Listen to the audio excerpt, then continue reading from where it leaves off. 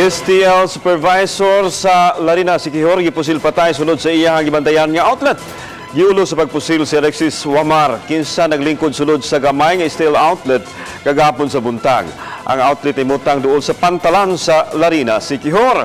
Mantod sa kapulisan, ang biktima residente sa Amian, Negros Oriental apan lumad nga taga Carcar City sa Cebu. Sa pagkahitabo, naglingkod tapad siyang kapuyo ang biktima dihang niabot ang nag-inusarang gunman ug dali siyang gipusil. Sa kuha sa CCTV, gisuwayan pa og gukod sa kapuyo sa biktima na musil. Gisuwayan pa kini og pato. Apan daling nakasibat ang suspect sakay sa nagpaabot nga getaway vehicle. Nasuta sa kapulisan, usa ka kabhang sa kalibre 45 sa dapit na hitabuan. Padayon pang gisusi ang motibo sa pagpamusil. Sa Larina, nanikamot din na masulbad ang mga insidente.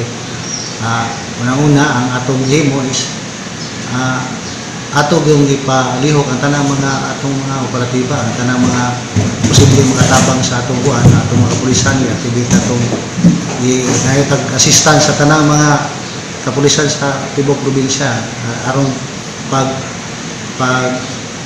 kandak og hatpusot kagahapon after sa nahitabo